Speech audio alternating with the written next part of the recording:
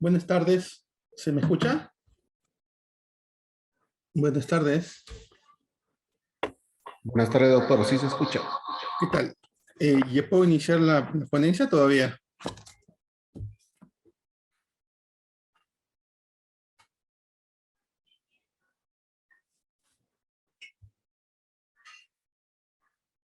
¿Se escuchó lo que dije?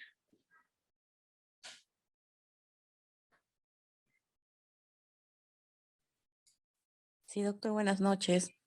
¿Qué tal? Buenas noches, ¿se me escuchó? Sí, doctor. Ok, entonces voy a iniciar la ponencia. ¿Está bien? O esperamos unos minutos ya.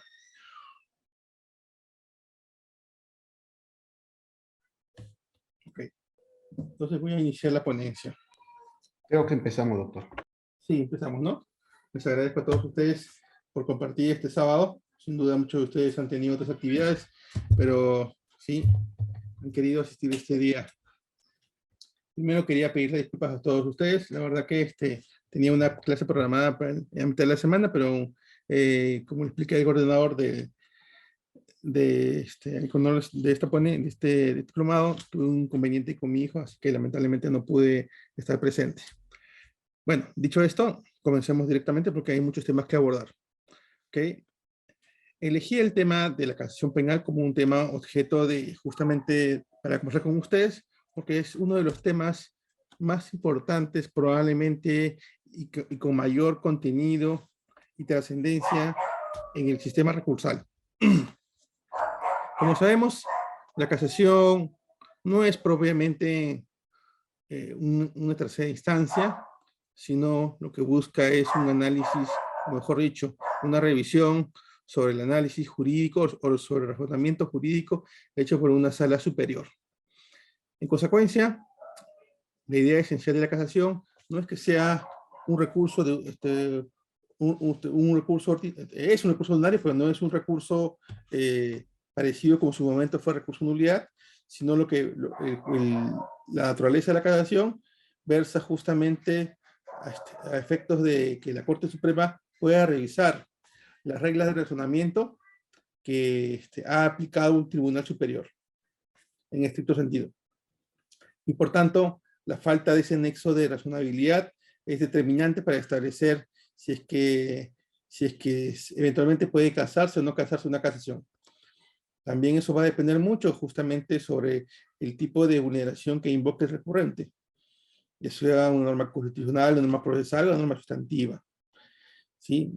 Y dicho esto, justamente esta revisión de la legalidad del recurso es el kit sobre el cual se desarrolla el recurso de casación.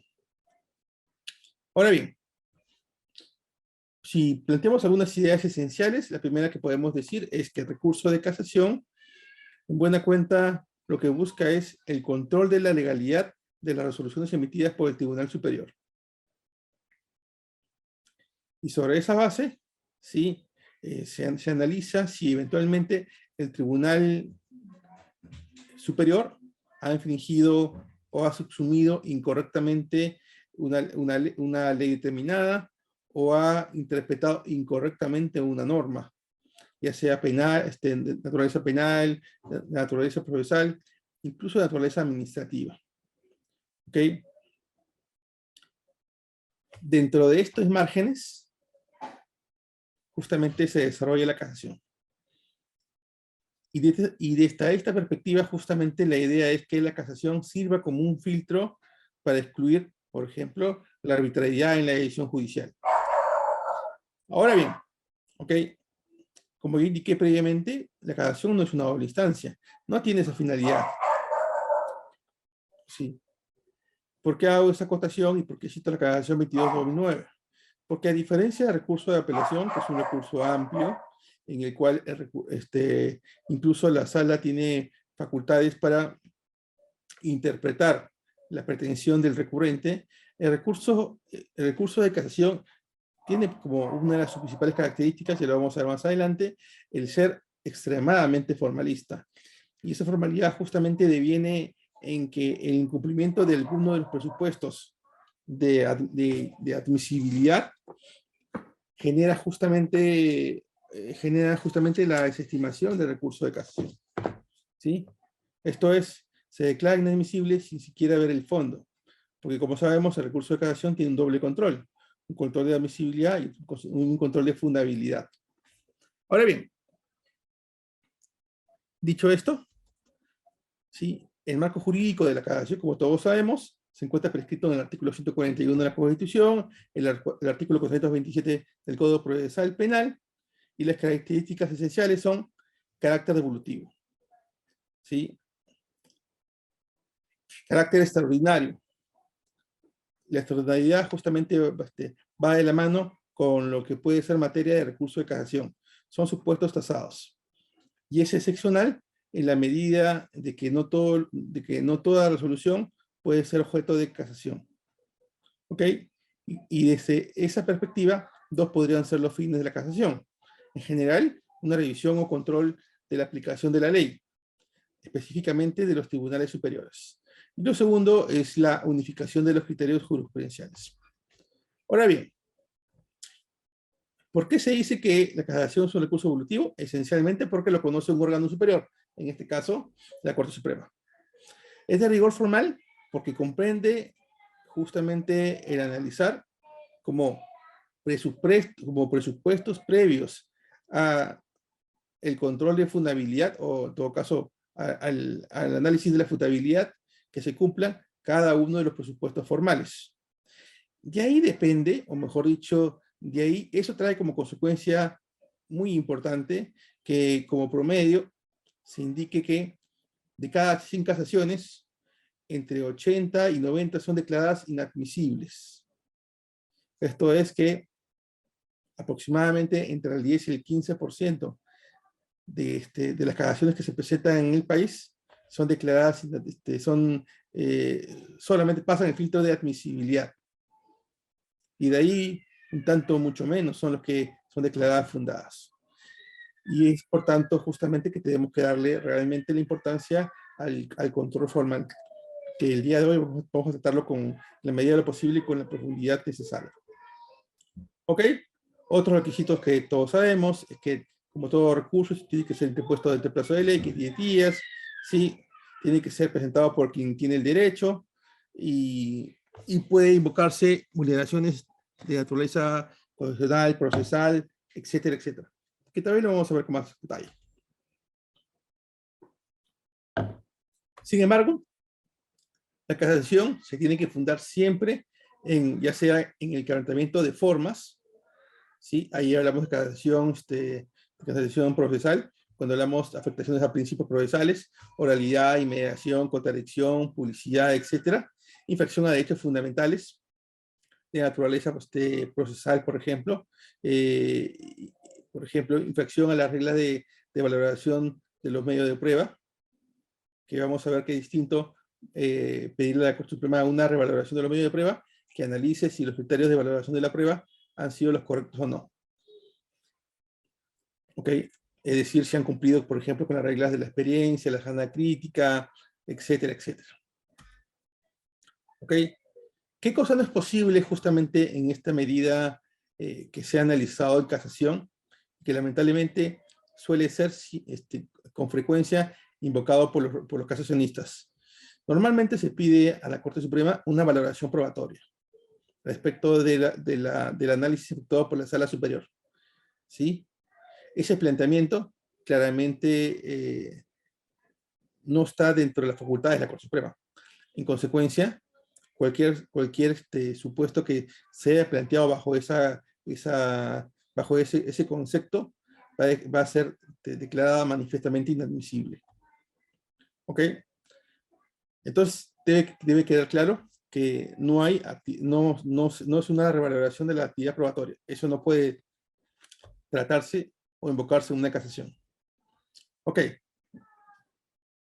Si podemos estructurar un recurso de casación, nos vamos a dar cuenta que existen presupuestos formales y de fondo o de fundabilidad. ¿Ok? En términos muy genéricos, dentro de los presupuestos formales están los presupuestos de lugar, plazo y modo, las causales para el recurso de casación, como yo indiqué, infracciones a normas, normas constitucionales, ejemplo, derecho a la presunción de inocencia, motivaciones judiciales, derecho a defensa, o B, incrementamiento de la forma, causación procesal o de forma, ¿sí? Por ejemplo, cuando se infringe una norma, se me ocurre, administrativa que regula el procedimiento de notificaciones. Ejemplo, las normas que regulan el procedimiento de notificaciones electrónicas. O la infracción a la ley sustantiva, por ejemplo, ¿no? O también llamada causación sustantiva, que es la interpretación incorrecta o errónea del tipo penal, ¿no? O de la norma penal aplicable. Y por el otro lado tenemos los presupuestos objetivos, lo que es el objeto de impugnación, los motivos para interponer casación, y entre los presupuestos objetivos, la legitimidad de interponer el recurso de casación y el agravio causado. Vamos a analizarlo, este primer filtro, ¿sí? Desde el punto de vista de los presupuestos formales. ¿Ok? Entonces, vamos a dedicarle el día de hoy, sin duda, si el tiempo lo alcanza, justamente a tratar este primer presupuesto, a pasar el filtro de admisibilidad que requiere un recurso de casación. ¿Ok? A ver, los presupuestos formales en general es una exigencia establecida, por ejemplo, en el artículo 428.1, que establece justamente a un conjunto de presupuestos que debe cumplirse. Básicamente, los presupuestos que tienen que ver con un lugar, plazo y modo. En eso no hay mucho problema. Normalmente se presenta ante la Corte Suprema o, si es fuera de Lima, ante la Corte Superior de Justicia, ante la Sala Penal Superior, en donde se emitió la resolución. Normalmente se presenta hasta ahí. ¿Ok? Luego tenemos el artículo 429, que están referidos a las causales para interponer el recurso de casación. Como ya dijimos, se tiene que identificar qué norma constitucional o procesal se invoca. Dicho esto, el primer filtro que establece el Código Procesal Penal respecto al control de admisibilidad, y es muy importante invocarlo, es que la Corte Suprema establece, el artículo 428.1 establece un control de admisibilidad negativo. Veamos. El artículo 428.1 literal A dice: no cumplen los requisitos y causales establecidos en el artículo 405. Miren la forma, o mejor dicho, la redacción del artículo 428.1. Nos hace una remisión, ¿sí?, a dos supuestos. Al 4.5 y el 4.28. Y el 4.5 específicamente, el 4.5.1. Esto es, la admisión de recursos que tenga interés directo, se haya facultado legalmente para ello, que sea interpuesto por escrito, que se precise las partes o puntos de la decisión, y en el 429, que se refiere a las causales para interponer recurso de casación. ¿Ok? Vamos a analizar cada uno de estos presupuestos, ¿sí?, a continuación. ¿Ok? Me olvidaba. El segundo control es el control positivo, que también se realiza, ¿sí?, respecto del artículo 428.1, literales B, C y D. Que el B indica, por ejemplo, si hubiera interpuesto por motivos distintos a los enumerados en este código, se refiere a resoluciones no impugnables en casación, el recurrente hubiera consentido previamente la resolución que le fue adversa en primera instancia. ¿Ok? Ahora sí. También es importante tomar nota que también se puede declarar inadmisible el recurso de casación bajo los supuestos establecidos en el artículo 428.2. Esto es, que carezca manifiestamente de fundamento, se hubiera declarado desestimado el fondo en otros recursos sustanciales igualmente, y el recurrente no da argumentos suficientes para que se plantee o modifique el criterio o doctrina jurisprudencial establecida. Ok, ahora sí, analicemos cada uno de ellos. Entremos directamente con el 428.1, que establece 4 supuestos de desestimación. ¿Ok? Veamos cada uno. 428.1. ¿Sí? Sí. Así. Y luego tenemos el 428.2, que establece 3 supuestos de desestimación. Pero analicemos primero el 428.1. Ok. Ya dijimos que el 428.1 es una norma de remisión, ¿sí?, por el cual se desestima el recurso de casación si no se cumplen los requisitos y causales previstos en el 4.5 y 4.21. Entremos pues primero a los requisitos que establece el artículo 4.5. Listo. ¿A qué se refiere cuando indica no se cumple el requisito del 4.5? Veamos. Lo primero que tenemos que tener claro es que el artículo 4.5 establece los requisitos formales de todo recurso. ¿Ok? Entonces son requisitos generales que tiene que llenar cualquier recurso. Por eso es que se encuentra dentro del capítulo, ¿sí?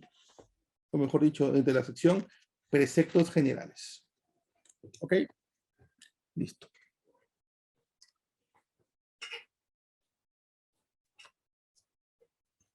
Para entender mejor el artículo 4.5 tenemos que hacer un análisis sistemático de diversos artículos. El primero es el relativo, específicamente se la modela casación, al puesto del supuesto de procedencia, artículo 4.27. Segundo, respecto de las causales para interponer recurso de casación, artículo 4.29. Tercero, los supuestos de interposición de recurso. Cuarto, los supuestos de admisión de recurso de casación, 4.30. ¿Sí? Tanto los supuestos de interposición como los supuestos de admisión están regulados en el artículo 4.30 del Código Procesal Penal. A ver, si analizamos el primer supuesto, que es el artículo 4.5, ¿sí? Que se refiere a las formalidades de recurso, el primer supuesto dice que para interponer un recurso, cualquier recurso, y con mayor razón el recurso de casación, el primer presupuesto es ser agraviado por la resolución emitida por la Sala Superior. ¿Estamos? Ok. Dicho esto, ¿cómo interpretamos este primer presupuesto de admisión? ¿Qué implica ser agraviado? ¿Ok? Primero, ¿sí? Para interponer el recurso de casación, lo que tenemos que tener claro es que la persona tiene que ser un sujeto procesal. Y podemos dividir los sujetos procesales en dos grupos, en términos generales. El primer grupo, ¿sí? Es el imputado, el tercero civil responsable, el actor civil. Cualquiera de ellos puede plantear su casación, una casación a través de su defensa técnica. ¿Listo? El segundo grupo lo conforma el fiscal superior, que plantea la casación en interés propio o a favor del imputado. Mírese que el primer grupo, ¿sí? La legitimidad de cada uno de ellos está en ser sujeto, parte del proceso, que actúa, o mejor dicho, que interpone el recurso de casación a favor de su interés. Pero en el caso del segundo grupo, el fiscal superior, lo puede hacer a favor de la sociedad, que es a quien representa, o a favor del imputado. ¿Sí? Es el único supuesto en el cual se admite que un sujeto procesal pueda interponer casación a favor de la parte contraria. Lo segundo que tenemos que tener claro es que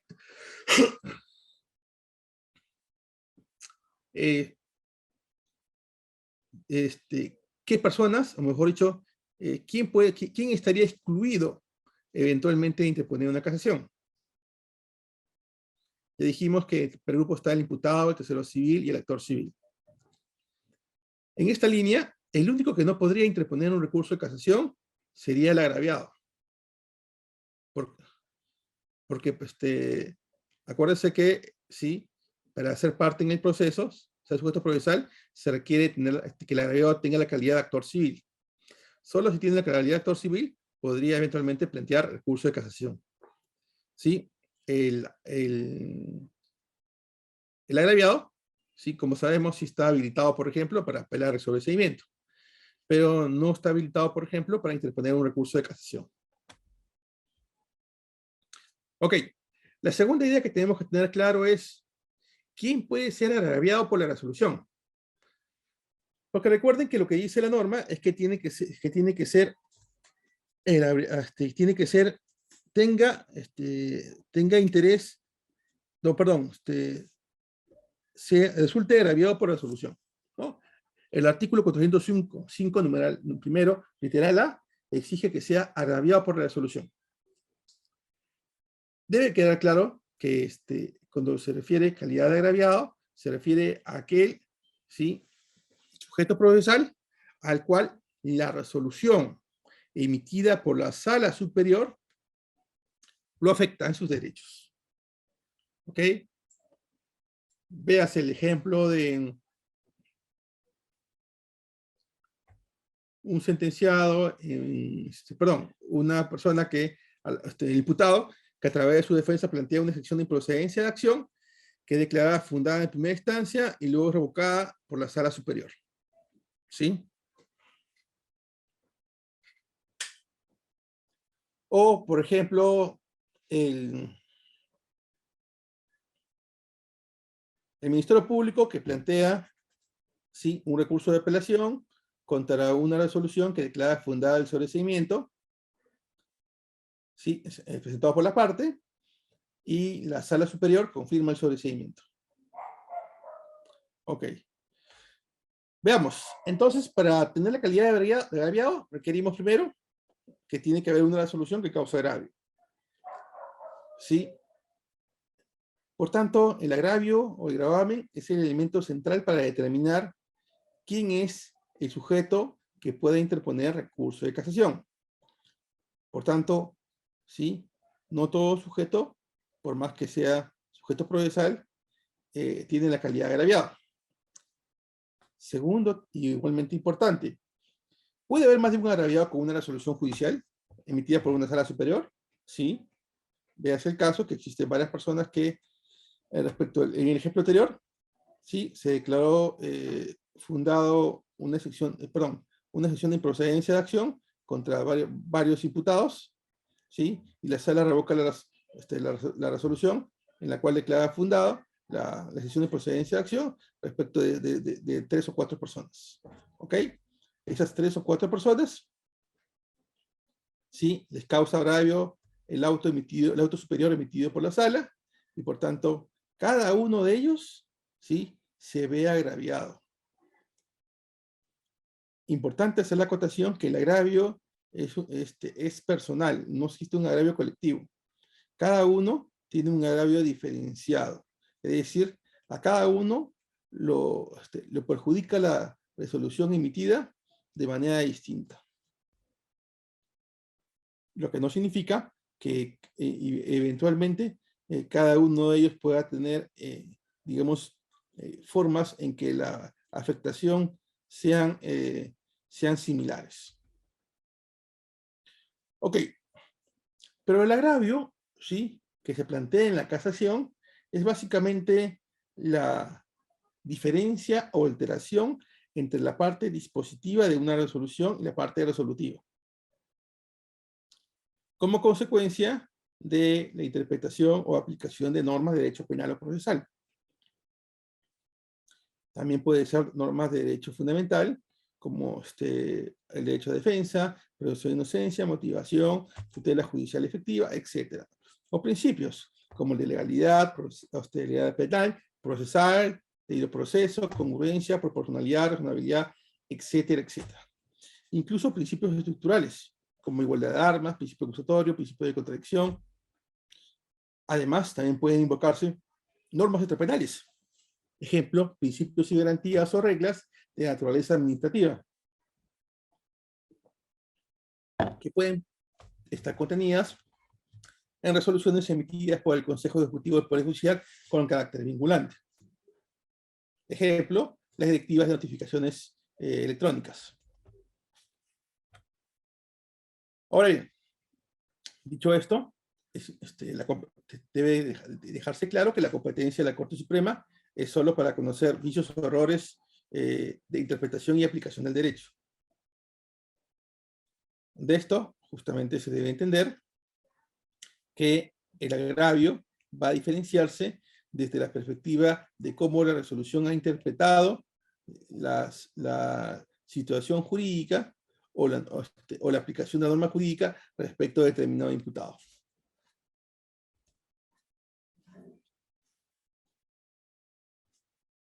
Cuando uno interpone recurso de casación, tiene que tener en cuenta lo siguiente. Lo primero es que se requiere realizar una correlación, ¿sí?, entre los supuestos de procedencia que establece el artículo 427 con las causales para interponer recurso de casación en el 429. Es muy importante ello porque justamente sobre eso, sobre la congruencia de ello, es que la Corte Suprema muchas veces identifica posibles incoherencias y declara inadmisible el recurso. En cualquier casación, la regla, ¿sí? Si que exista excepción al respecto, es que no es posible invocarse como agravio que la resolución sea injusta, ¿sí? Que sea incurrido en una incorrecta valoración de los medios de prueba, o cualquier otra que pueda convertir a la Corte Suprema en una sala de apelaciones. Porque como sabemos, no tiene competencia para ello. En consecuencia, si bien el agravio es consustancial del recurso, siempre es un requisito esencial que los supuestos de procedencia estén de la mano con los causales para interponer recursos de casación. Algo más, como dijimos cuando hablamos haciendo una pequeña diferencia entre recurso de apelación y de casación, ¿sí? En el recurso de casación, al ser extremadamente formal, ¿sí?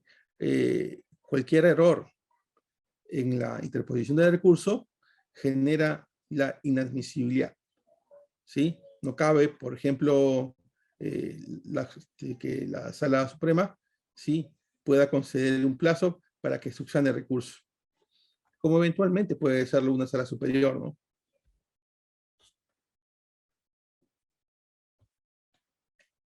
Ahora bien, respecto al presupuesto de que la casación tiene que ser pues, impuesta, presentada por escrito y el plazo previsto por ley, ¿sí?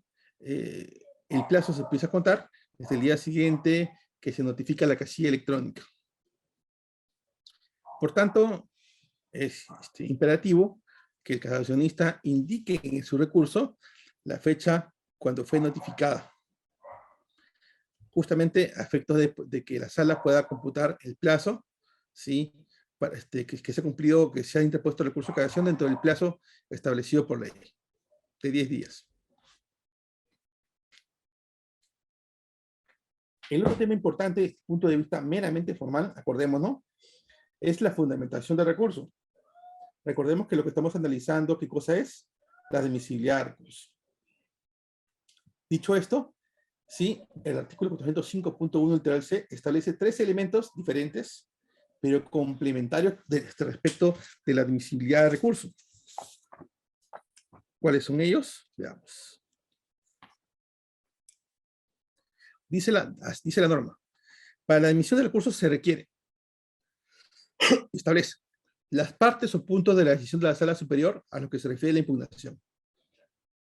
Segundo, se expresan los fundamentos del recurso, con indicación específica de los fundamentos de hecho y de derecho. ¿No? Hablamos en el caso de la casación, los fundamentos de hecho y los fundamentos de derecho, y además se tiene que realizar una petición concreta. ¿Ok? ¿Cuál es la petición concreta? Vamos a ver los dos primeros con más detalle más adelante, pero en el caso de la petición debemos entender lo siguiente. Por petición se exige que el recurrente, ¿sí?, tenga una pretensión concreta. Ejemplo, ¿sí? La pretensión sería: solicito, señor presidente de la Corte Suprema, que declare fundado el recurso, se revoque en todo o en parte la resolución superior. ¿Sí? Aquí también se puede hacer la siguiente mención, ¿sí? Que la revocatoria, en el caso que la casación se interponga no solamente con la resolución superior, sino que también se invoque también la nulidad de la resolución emitida en primera instancia. Se puede solicitar que se declare fundado el recurso, se revoca la resolución de segunda instancia, en primera instancia. ¿Sí?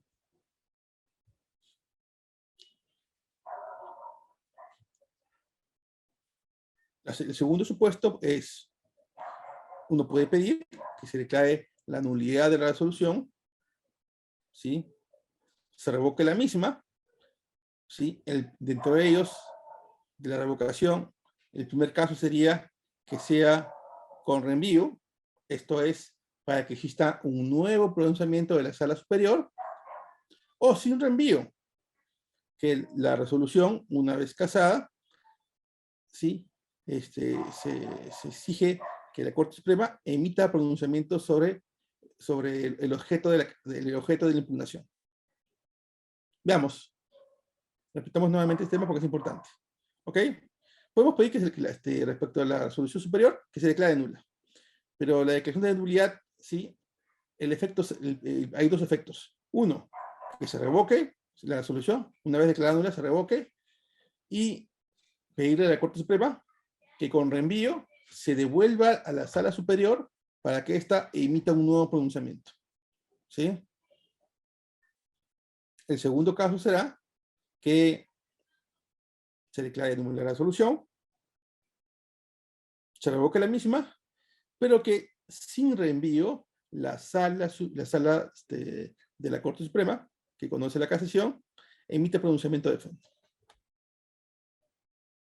Entonces, a esto nos referimos con petición. Ok, el otro supuesto que nos indica como elemento de inadmisibilidad, el artículo 428, es, perdón, como por supuesto, como elemento de desestimación, es, y señala, cuando no se cumplen los requisitos previstos en el artículo 428.1, literal B. A ver, el literal B del 428 dice, si se hubiera interpuesto por motivos distintos a los numerados en el código. Ok. Debe quedar claro que quien plantea una casación, ¿sí? Como indicamos brevemente, tiene que tener claro bajo qué supuestos se permite plantear un recurso de casación. ¿Ok? Como ya lo dijimos, las razones o circunstancias jurídicas por las cuales un casacionista puede plantear el recurso son aquellas que están desarrolladas en el artículo 429. Es decir, son las causales, ¿no? Hablamos de sentencias o autos que han sido expedidas, ya sea con observancia de garantías de carácter procesal y sustancial o procedimental. Entonces, sí, solo cabe interponer motivos, solo cabe interponer casación por los supuestos que establece el 429. ¿Sí? De esta manera, cualquier otro supuesto, cualquier otro motivo distinto a los establecidos en el 429 van a ser declarados inadmisibles. De plano. El segundo supuesto del que establece como supuesto de desestimación de recurso es el artículo 428.1, literal C. Y se refiere a aquellas resoluciones no impugnables en casación. Ahora bien, ¿contra qué procede la casación? Contra autos y recursos. Si revisamos el artículo 429, en cada uno de ellos, ¿sí? Dice la sentencia o auto. ¿Ok? ¿Sí? Cada uno de los 5 numerales del 429 plantea solamente, ¿sí?, autos o sentencias. En consecuencia, no procede a interponer recurso de casación, por ejemplo, contra decretos.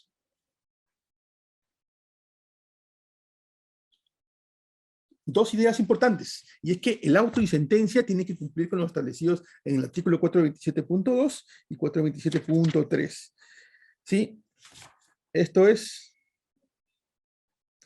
autos que pongan fin al proceso, sentencias con delito más grave, sea en su extremo mínimo 6 años, y sentencias de medida de seguridad cuando se pide internación. O el 427.3, ¿sí?, en caso de la impugnación en el extremo civil, cuando el monto de la sentencia de primera instancia o de segunda instancia sea superior a 50 URPs, ¿sí? O cuando el objeto de la restitución no puede ser valorado económicamente. El otro supuesto que nos plantea esta norma es cualquier autosentencia cuando se invoque desarrollo de doctrina jurisprudencial. Entonces, es el marco sobre los cuales se puede plantear o proceder un recurso de casación. Ahora bien, analicemos otro supuesto de desestimación.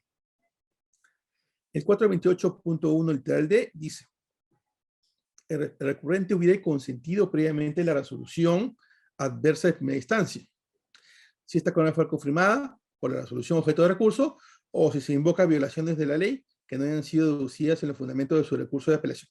A ver, acá hay dos supuestos específicos de inadmisión, o mejor dicho, de desestimación de recurso de casación. Primer supuesto. ¿Ok? Casacionista. ¿Sí? Interpone de casación respecto de una resolución, ¿sí?, emitida por una sala superior, en el cual esta parte no impugnó, siendo agraviada por la misma. ¿Estamos? Ok. El segundo supuesto es cuando se invocan, ¿sí?, infracciones o violaciones a la ley, ¿sí?, que no hubieran sido deducidas en el recurso de apelación. Veamos con más detalles. A ver, ¿a qué nos referimos cuando decimos que no apela a la resolución de primera instancia en el caso que le fuera adverso? Ejemplo, ¿sí? Existen 3 procesados. Plantea cada uno de ellos su sección de improcedencia de acción. A los 3, la sala de juzgado, perdón, declara infundable el curso de apelación. La sección de improcedencia de acción. 2 de ellos apelan. ¿Sí? El tercero no apela. Va a la sala superior y la sala superior confirma. Confirma que quien interpone el recurso de apelación es aquel que no apeló. ¿Sí? Entonces, la Corte Suprema, el Código Procesal Penal indica que en estos supuestos, ¿sí?, el consentimiento previo de la resolución de primera instancia, de la resolución adversa de primera instancia, ¿sí?, genera como consecuencia la imposibilidad de que la persona o que el recurrente pueda plantear un recurso, pues ha consentido la decisión de primera instancia. Caso distinto será aquella, por ejemplo, en el cual, bajo el mismo ejemplo, 3 personas interponen a través de sus defensas una sección de improcedencia de acción, juez declara infundado la sección de improcedencia de acción, apelan, apela el fiscal, va a la sala y la sala confirma. Con la resolución, otra resolución de la sala superior, quien interpone el recurso de casación es el fiscal. En este caso, como ven, no se da el supuesto que plantea la ley, porque la resolución de primera instancia respecto a la sección de improcedencia de acción fue favorable a los intereses del Ministerio Público. Por tanto, ello habilita justamente a que pueda interponer recurso de casación. Ahora bien, el segundo supuesto dice cuando se invoca violaciones a la ley, ¿ok?, que tienen que haber sido deducidas en los fundamentos de recurso de apelación. Esta causal, en buena cuenta, a lo que se refiere es que quien plantea el recurso de casación, ¿sí? Sí, hermanito, Jorgito, es lo que más nos gustaría a nosotros, ¿no? Quien interpone el recurso de casación, ¿sí?, tiene que tener claro, ¿sí?, que tiene que haber una congruencia entre los fundamentos de su recurso de primera instancia con aquel que se emite en casación, es decir, con los fundamentos de recurso de apelación con los fundamentos de recurso de casación.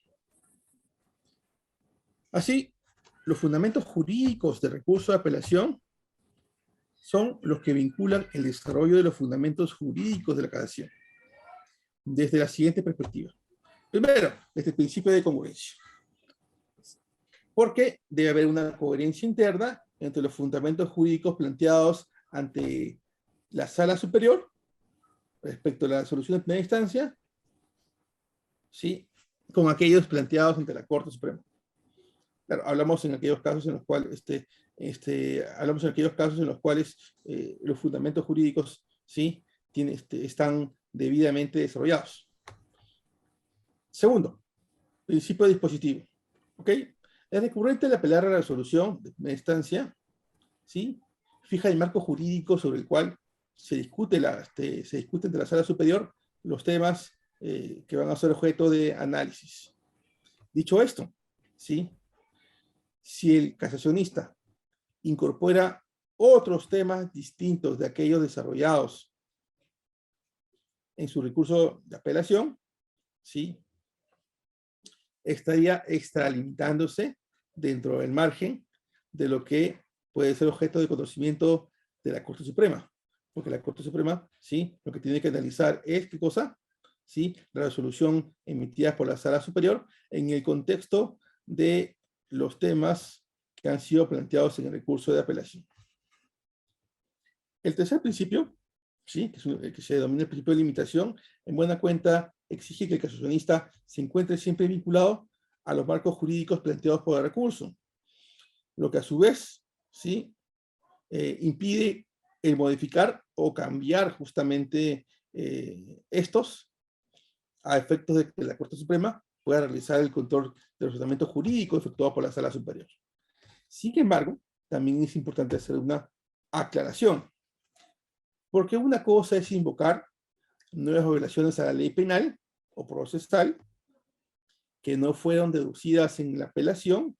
Es decir, imaginemos, existían 3 agravios, listo. Esos 3 agravios, por cada agravio se invocaron, ¿sí?, 2 violaciones a derechos fundamentales, 2 violaciones a la norma penal y 2 violaciones a la norma, a norma sustantiva. ¿Ok? Entonces son 6. Listo. Lo que el código no prohíbe es que yo pueda, en mi recurso de casación, profundizar, ¿sí?, jurídicamente, ¿sí?, las violaciones que se infringieron, pero dentro del marco de lo que ha sido objeto del recurso. Así, si yo indico que se ha vulnerado el derecho de defensa, nada me impediría a mí profundizar, ¿sí?, en mayor medida, justamente a efectos de que la Corte Suprema pueda identificar con mayor precisión nuestro agravio. Sin embargo, también hay otra acotación que hacer, ¿sí? Y es que lo que dice el artículo 428.1, literal D, se refiere, ¿sí?, respecto de aquellas que se refiere en aquellos casos en los cuales existe un agravio previo que ha sido invocado, pero que ha sido invocado contra la solución de primera instancia. Pero ¿qué pasa si el agravio surge como consecuencia de la emisión de la resolución emitida por la Sala Superior? Esto es, ¿sí?, se trataría de un agravio no contemplado en el recurso primigenio. En estos casos, el casacionista se encuentra habilitado para cuestionar el error o el vicio que ha generado la Sala Superior por tratarse de un nuevo agravio. En buena cuenta, ¿sí?, por haber generado la Sala Superior un agravio distinto de aquel que fue invocado justamente contra la solución de primera instancia. También puede suceder, ¿sí?, en aquellos casos en los cuales el casacionista es el no recurrente. El ejemplo que pusimos es la sesión de procedencia de acción, es declarada fundada en primera instancia, ¿sí?, la Sala Superior confirma la resolución que declara fundado la sesión de procedencia de acción y es el fiscal superior quien va a casación. ¿Ok? El otro supuesto justamente de desestimación de recurso nos lo trae el artículo 428.2. ¿A qué se refiere este supuesto? A ver, estamos ante dos supuestos de inadmisibilidad de manera independiente. El primero es el 428.2, literal A, que dice cuando recurso carezca manifiestamente de fundamento. A ver, analicemos. ¿A qué se refiere manifiestamente? Lo que nos viene a la mente cuando hablamos de manifiestamente es algo que es evidente, es algo que puede identificarse a simple vista. Sí, manifiestamente tiene que ver con eso. ¿Ok? Pero si lo llevamos al ámbito de recurso, ¿qué nos dice? Será justamente manifiesto aquello justamente en el contexto de recurso cuando de una lectura preliminar del recurso se determine que el mismo, ¿sí?, tiene, desde la perspectiva de su argumentación, ¿sí?, infracciones a reglas básicas de racionalidad, de arbitrariedad, de logicidad, ¿sí?, desde una perspectiva meramente argumentativa. ¿Ok? Podríamos decir incluso que existe una incoherencia. Ok, ¿y qué casos podrían darse este tipo de justamente de de que carezca manifiestamente de fundamento? He tratado de identificar algunos supuestos. El primero, se trata de cuando será manifiesto cuando los argumentos planteados por el casacionista son inverosímiles. Esto es, ¿sí?, nos plantea una tesis que jurídicamente no es aceptable ni por la doctrina ni por la jurisprudencia. Segundo, cuando los argumentos jurídicos se plantean sean ideas sesgadas o parciales o traídas fuera de contexto de aquello que representa, que cita, ¿no? Segundo, incoherentes. También está bajo este supuesto de carezca manifiestamente de fundamento, ¿sí?, cuando los motivos y las alegaciones contengan una argumentación que se ponga entre sí. El caso más concreto es justamente de la incoherencia en la argumentación. Segundo, ¿sí?, tenemos que ver justamente el tema dentro de la incoherencia, tenemos que ver justamente un segundo. Sí, el tema de la incoherencia, ya sea porque las alegaciones, como indicaba, ¿sí?, pueden referirse a un caso distinto de aquel que se invoca como jurisprudencia para el análisis de la casación, o dos, cuando los argumentos justamente planteados no revelen una clara línea argumentativa. Acá nos referimos con que no revelen una clara línea argumentativa. Cuando los argumentos que se cita para el desarrollo de la casación son ambiguos, por ejemplo, ¿no? No permiten establecer o no permiten darle respaldo a los argumentos que plantea el casacionista. También son incoherentes en la medida que no se desarrolla o no se menciona la norma legal relacionada directamente al agravio que invoca. ¿Sí? Y por último, será incoherente cuando la casación pretende una revisión de la valoración de la prueba. ¿Sí? En todos estos casos hablamos justamente de manifiestamente incoherentes. Ok, el segundo supuesto, acordémonos que existen dos supuestos que plantea el 428.2 como supuesto de desestimación de recurso de casación.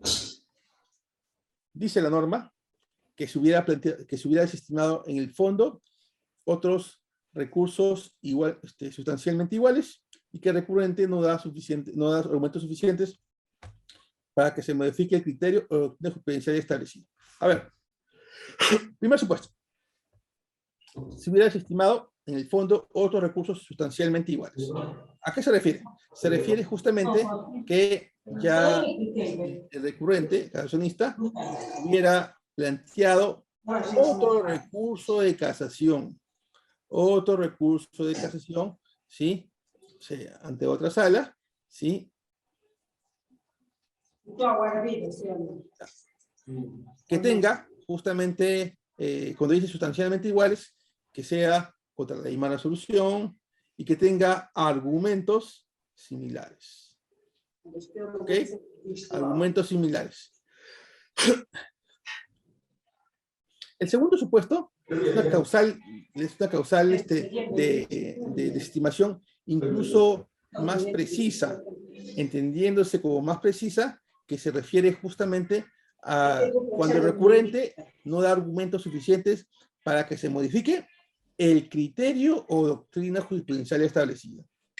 Esto es, justamente se centra en supuestos en los cuales el recurrente, o sea, el casacionista, lo que plantea es, en su recurso de casación, que exista un cambio en la doctrina jurisprudencial. Y por tanto, justamente, este supuesto del 428.2 se refiere de manera específica a este caso, ¿no? Es decir, la falta de argumentos que permitan el cambio en la doctrina jurisprudencial que ya se encuentra establecida. Y esto puede entenderse de dos maneras, ¿sí? La primera de ellas es que justamente dentro de los argumentos del recurrente, los argumentos del recurrente, ¿sí? No son suficientes, ¿sí? Entendidos como no tienen la entidad convictiva suficiente para hacer cambiar, ¿sí?, a los vocales de la Corte Suprema de que el criterio desarrollado como doctrina jurisprudencial es debe cambiarse sobre el que propone el casacionista.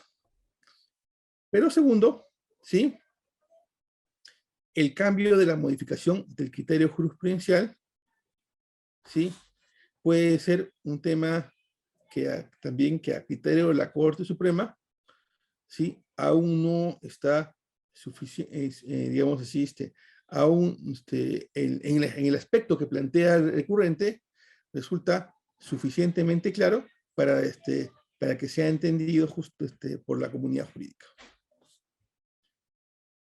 Ok, analicemos el primer supuesto, ¿sí? El primer supuesto que estamos viendo, que es que se hubiera desestimado el fondo o otros recursos sustancialmente iguales, ¿sí? Perdón, el segundo supuesto que se plantee que la interpretación del casacionista no sea suficiente, se puede dar, por ejemplo, porque se han planteado ya argumentos similares que han sido objeto de pronunciamiento por la Corte Suprema en otras casaciones. Es decir, el recurrente ha planteado una casación, pero utilizando argumentos que los pudo conocer o no, pero que han sido ya objeto de conocimiento y han sido resueltos por la Corte Suprema, o por mejor dicho, por la sala de la Corte Suprema o la otra sala que haya visto estos casos o este tema. Segundo, cuando el casacionista plantea argumentos que son contrarios a las normas o valores constitucionales para tratar de hacer cambiar la jurisprudencial. Tercero, ¿sí?, cuando los argumentos son incompatibles con las reglas o principios de la institución jurídica, ¿sí?, sobre la cual le solicita a la Corte Suprema que emita pronunciamiento, o cuando entran en contradicción con la doctrina de jurisprudencia de aceptación pacífica. Esto último es interesante porque justamente es quien solicita un cambio en la doctrina jurisprudencial, ¿sí?, lo tiene que hacer justamente indicando por qué los argumentos que utiliza como respaldo de la doctrina y de la jurisprudencia deben ser, digamos, preeminentes sobre ya existentes. Cuarto, cuando el ámbito de aplicación es restrictivo al plantear criterios que no son universales. Veamos. Como sabemos, el recurso de casación, si bien es cierto, resuelve un caso concreto, pero el desarrollo doctrinal del recurso propiamente lo que busca es establecer un contenido jurídico que pueda ser usado por todos los magistrados del Poder Judicial y en la medida de lo posible aplicables a situaciones jurídicas en las cuales se discutan derechos. Dicho de ese modo, ¿sí? Si yo planteo un cambio de la doctrina jurisprudencial, lo que yo tengo que invocar es que los criterios que yo estoy planteando son criterios de uso universal, o sea, son criterios, ¿sí?, que no solamente se van a aplicar en mi caso, sino que pueden ser aplicables a cualquier otro caso, ¿sí?, en las cuales se está analizando la misma institución jurídica bajo el mismo contexto. Por último, ¿sí?, se pueden dar casos en los cuales existen inconsistencias o incoherencias, ¿sí?, en el razonamiento del casacionista, ¿sí?, que no permiten justamente, digamos así, llegar a las mismas conclusiones a las que llega este. Ok. Luego tenemos los presupuestos objetivos o de procedencia. El artículo 427.1, ¿sí?, del Código Procesal Penal plantea que el recurso de casación procede contra las sentencias definitivas, los autos de sobreseimiento y los autos que pongan fin al procedimiento. Estigan la acción penal o la pena o denieguen la extinción, conmutación, reserva, suspensión de las penas expedidos por las salas superiores. Ok, dos ideas tenemos que sacar de los presupuestos objetivos de procedencia, del 427.1. Primero, como indicamos, tiene que haber sentencias definitivas, la casación procede contra sentencias definitivas y auto de sobreseimiento. Veamos. Una sentencia definitiva, ¿sí?, es, como todos sabemos, aquella que pone fin al proceso, ya sea que se pronuncie por la condena o la absolución, ¿sí? Y también sobre la restitución, la reparación o la indemnización en el tema civil. La otra es el auto de sobreseimiento. En esa medida tenemos que analizar el auto de sobreseimiento puede darse bajo cualquiera de las 4 causales de sobreseimiento establecidas en el artículo 344.2. El tercer supuesto que tenemos que decir es los autos que pongan fin al procedimiento. ¿Sí? Este concepto de autos que ponen fin al procedimiento es un concepto que tenemos que dedicarle un par de minutos adicionales. Ok. Lo primero que tenemos que decir que un auto que pone fin al procedimiento es, por regla general, aquel que ha sido emitida por una sala superior. Y que ha determinado el archivo definitivo del proceso o ha generado la extinción de la acción penal. Veamos. Por ejemplo, el auto de casación 162-2015 de Ucayali, que en el fundamento 3.1, justamente respecto a lo que estamos hablando, dice, la exigencia es que el auto que ponga fin al proceso sea emitido por la Sala Penal Superior en apelación de lo resuelto por el juez penal. Así pone el ejemplo, podría darse el caso de que el juez penal le niegue el requerimiento de ese seguimiento y la Sala Superior revoca la decisión. Y contra la misma, ¿sí?, es viable el recurso de casación. El auto de casación, por ejemplo, 1167-2017 ICA, en el fundamento 1.3, también, por ejemplo, plantea como otro supuesto en los cuales un auto pone fin al proceso, aquellos autos que se pronuncian o que declaran la extinción de la acción penal, la muerte del imputado, imaginemos. Una excepción de improcedencia de acción, una excepción de prescripción, una amnistía, un desistimiento, etcétera, etcétera.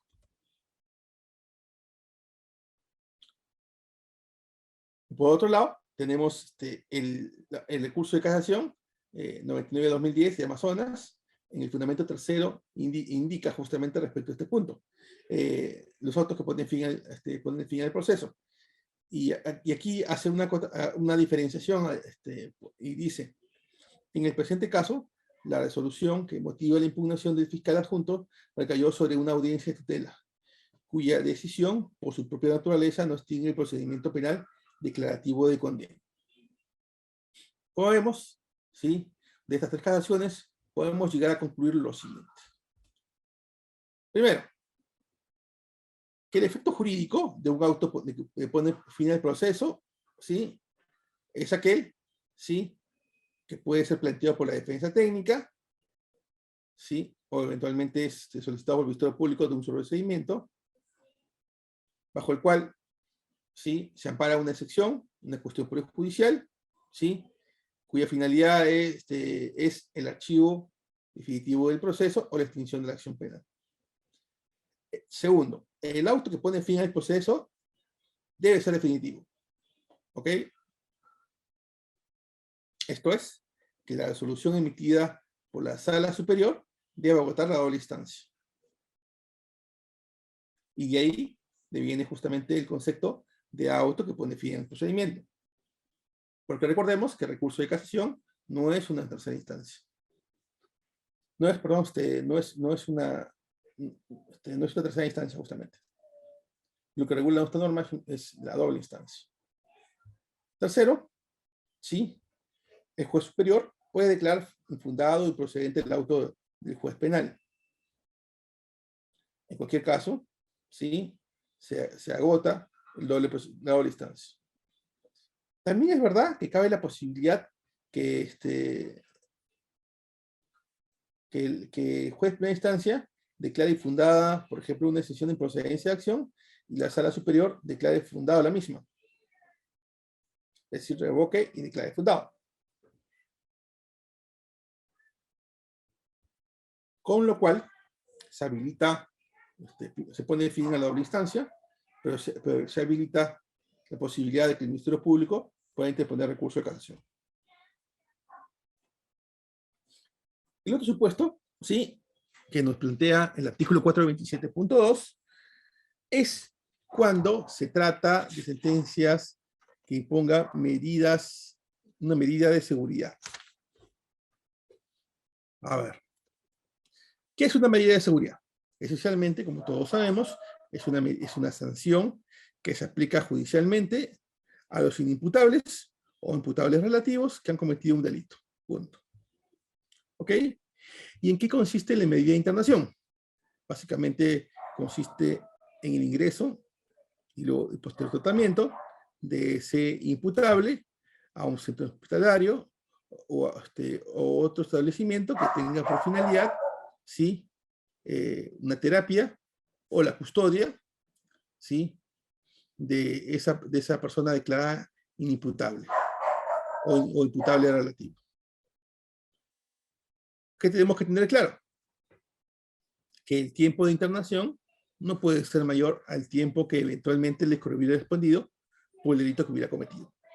Como lo indica el artículo 75 del Código, ¿no?, Penal. Interesante mencionar que justamente la medida de internación solo aplica cuando existe el peligro procesal de que ese imputado pueda cometer a futuro otro delito considerablemente grave. Es importante también tomar en cuenta que justamente la habilitación que el Código justamente permite respecto de este supuesto, que es justamente del sentenciado con medida de seguridad, ¿sí?, perdón, el sentenciado, ¿sí?, al cual se le ponga una medida de seguridad de internación, es que ese inimputable absoluto o relativo tiene derecho, como cualquier otra persona, ¿sí?, a su libertad.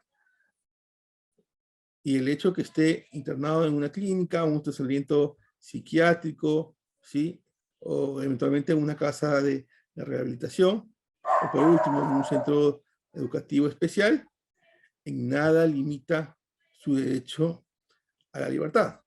Y en consecuencia tiene que ser sujeto justamente este sujeto es poseedor de todos los derechos, ¿sí? Que asigna la ley a cualquier ciudadano común.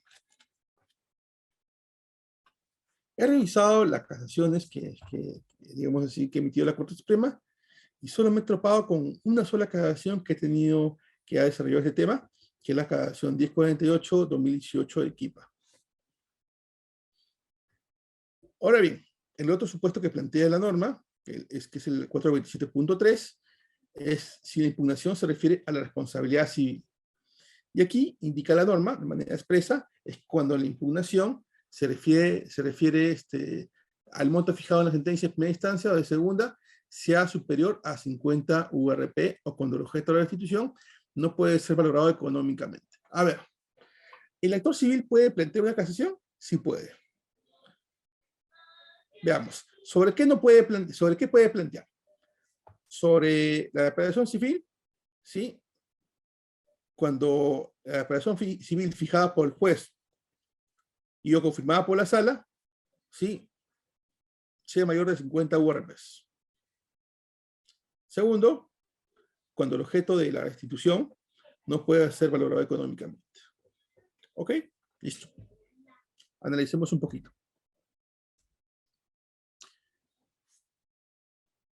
A ver, aquí la norma establece un monto que tiene que ser más de 50 URPs, ¿sí?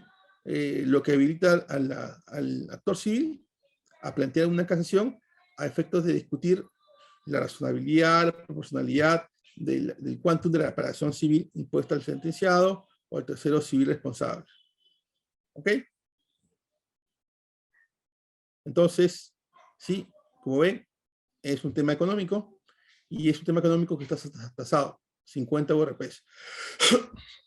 El segundo supuesto es cuando el objeto, hablamos aquí, el primero es reparación civil, pero el segundo es la restitución del bien. Es decir, ¿qué pasa en aquellos casos en los cuales ¿sí? La restitución del bien no es valorable económicamente? Veamos un ejemplo, ¿no?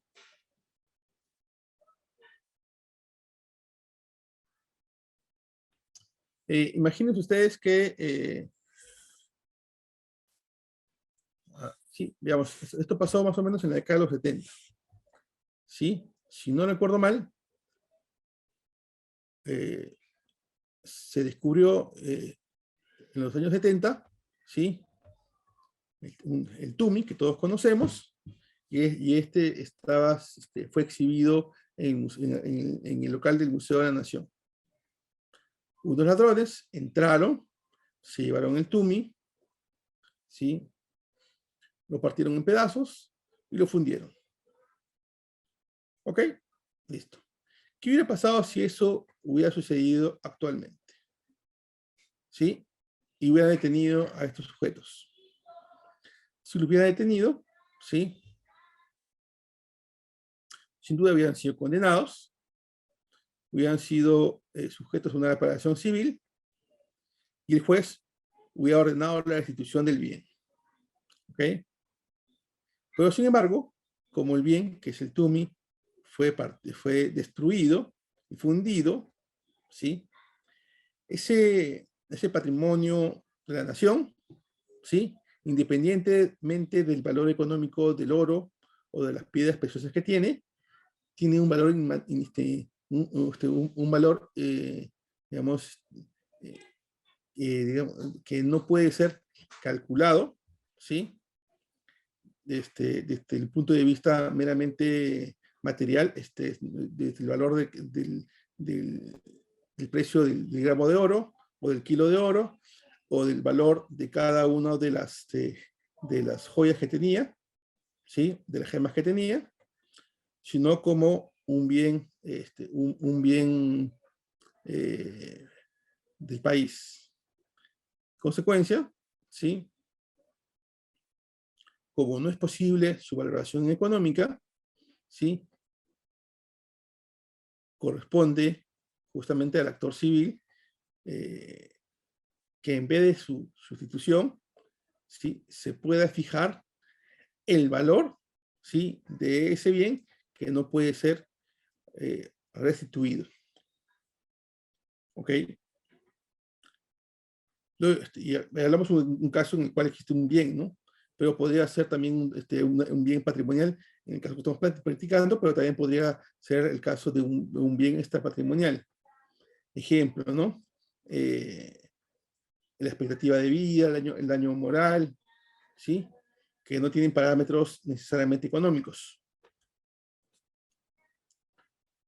El 427.4 justamente nos indica el otro supuesto, ¿sí?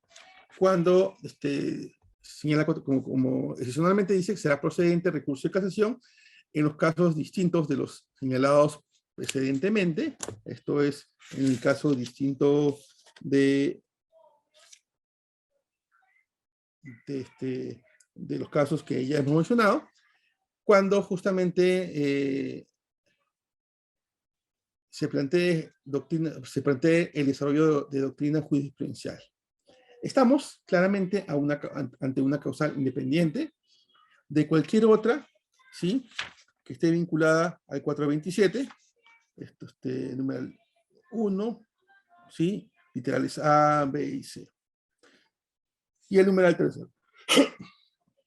En consecuencia, ¿sí?, esta causal no se le exige cumplir con ninguno de los presupuestos señalados previamente en el 427.2 y 3. ¿Ok? Pero ¿qué sí requiere cumplir? Requiere cumplir con que se trate de una resolución o un auto, ¿sí?, un auto sobre seguimiento o un auto que pone fin al proceso. ¿Ok? Ahora bien, también es importante mencionar que dentro de los filtros de la admisibilidad se tiene que desarrollar como segundo presupuesto los objetos o motivos para interponer recursos de casación, los cuales se encuentran desarrollados en el 429 como causales. ¿Qué queremos decir ahí respecto a esto? ¿Sí?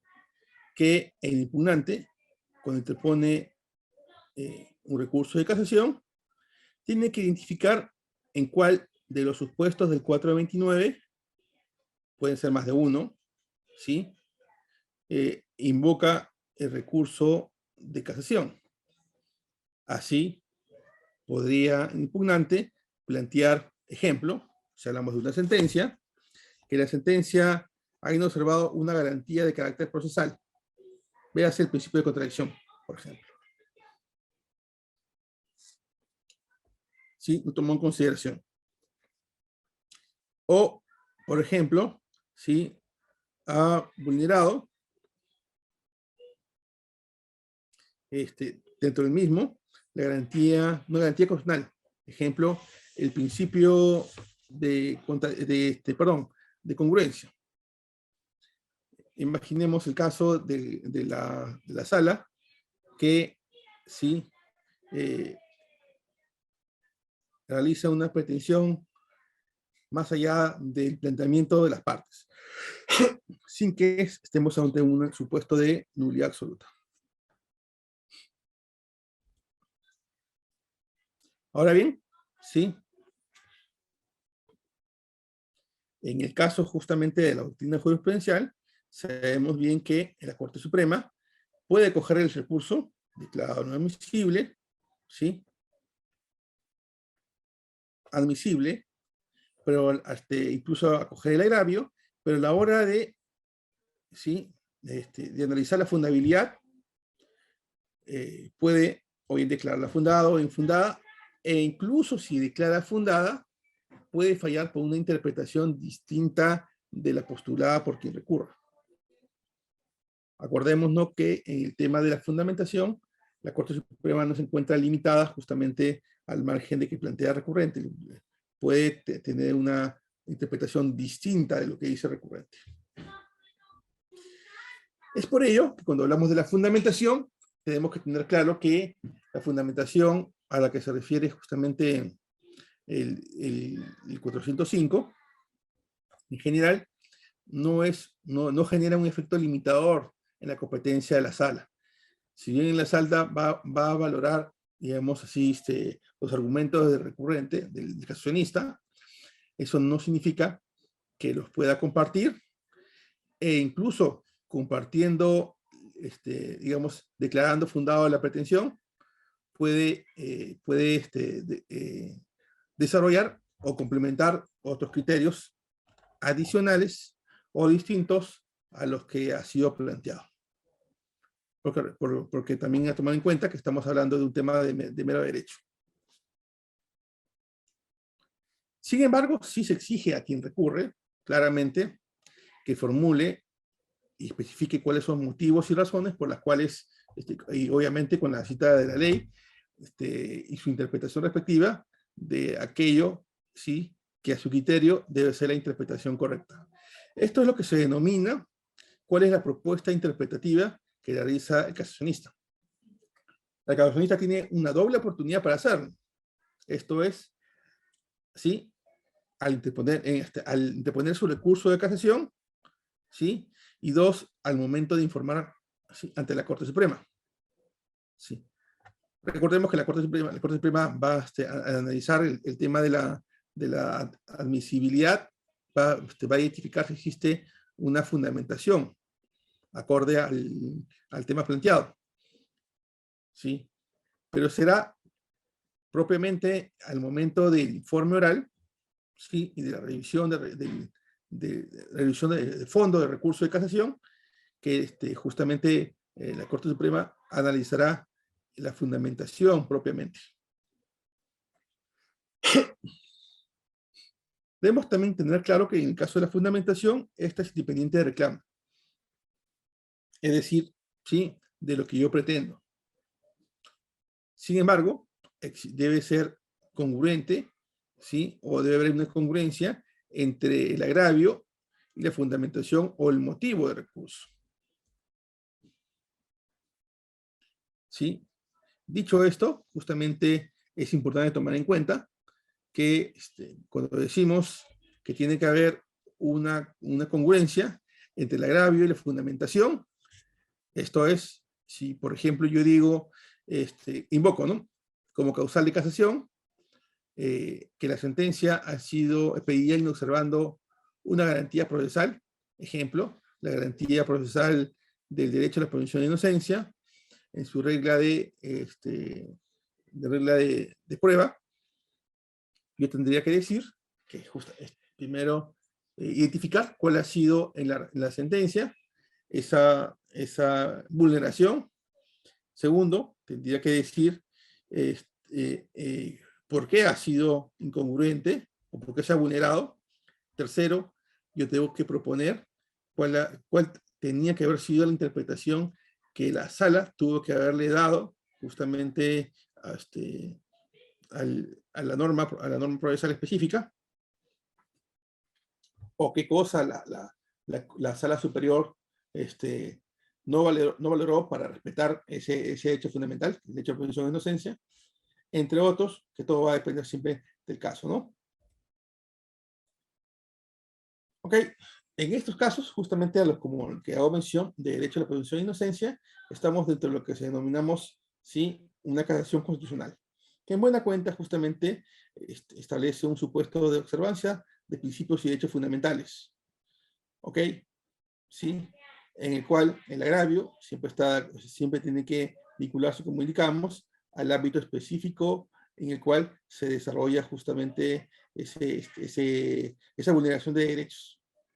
Por ejemplo, si lo que se reclama es que la resolución de la sala ha infringido las reglas las reglas de la lógica, o ha incurrido en una causal de ilogicidad, entonces sobre ello es que debe el casacionista desarrollar. Por ejemplo, si indica que la pericia, ¿sí?, ha incurrido en una vulneración, que la sala superior, al analizar la pericia, ha incurrido en un razonamiento ilógico, porque desprende o bien, porque no ha tomado en cuenta que entre las conclusiones, ¿sí?, y el desarrollo de la pericia se ha identificado incongruencias importantes que alteran las conclusiones, ¿sí?, y que la pericia, ¿sí?, como tal, bajo ese esquema de razonamiento, ¿sí?, no puede ser valorada, no podría ser valorada, ¿sí?, y la inexistencia de la pericia, o mejor dicho, su valoración negativa, impediría una condena. Entonces, sí, justamente eso puede ser objeto de control casacional. Recordemos, no hablamos de valoración de pruebas, hablamos de infracciones justamente a las reglas bajo las cuales se analizan justamente determinadas instituciones jurídicas. Ejemplo, si hablamos de una pericia,